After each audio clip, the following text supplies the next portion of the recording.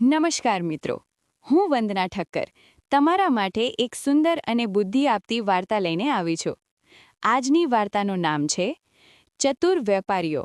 વાર્તા શરૂ કરતા પહેલા, જો તમને આવી રસપ્રદ વાર્તાઓ સાંભળવી ગમે તો કૃપા કરીને અમારી ચેનલને લાઇક કરો, શેર કરો અને સબસ્ક્રાઇબ કરવાનું ભૂલશો નહીં.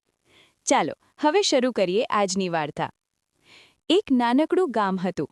એ ગામમાં કેટલાક મહેનતી વેપારીઓ રહેતા હતા. આ વેપારીઓ જુદા જુદા શહેરોમાં જઈને પોતાનો માલ વેચતા અને પોતાની મહેનતથી જીવન ચલાવતા.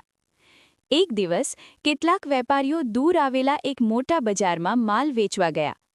સવારથી લઈને સાંજ સુધી તેઓ બજારમાં મહેનત કરતા રહ્યા. વેપાર પણ ખૂબ સારો થયો, પરંતુ માલ વેચતા વેચતા તેમને બહુ મોડું થઈ ગયું.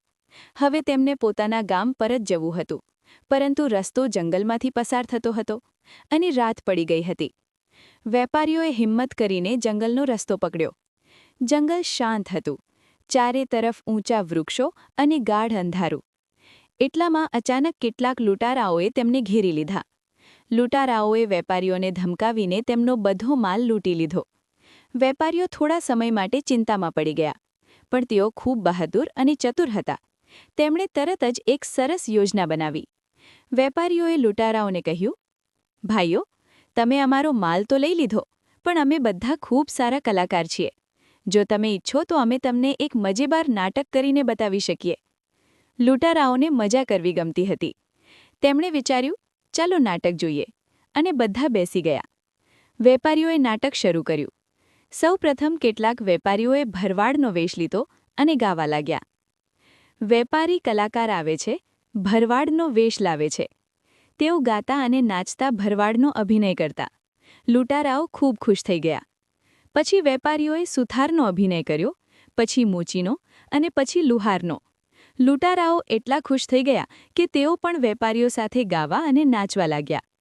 હવે વેપારીઓએ નાટકનો સૌથી મહત્વનો ભાગ શરૂ કર્યો: ચોર અને પોલીસનું નાટક.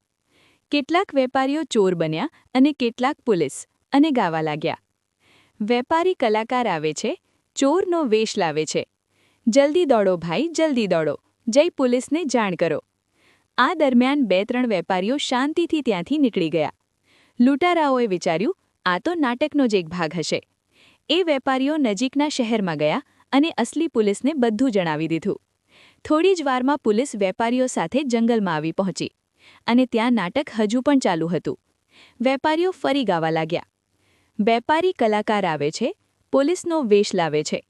લૂંટારાઓને લાગ્યું આ પણ નાટકનો જ ભાગ છે, અને તેઓ તો હસતા હસતા નાચવા લાગ્યા. પણ આ વખત સાચી પોલીસ આવી ગઈ હતી. પોલીસે તરત જ બધા લૂંટારાઓને પકડી લીધા. લૂંટારાઓને ત્યારે સમજાયું કે આ નાટક નહીં પણ સાચી ઘટના છે. પોલીસ તેમને જેલમાં લઈ ગઈ. વેપારીઓને તેમનો બધો માલ પાછો મળી ગયો.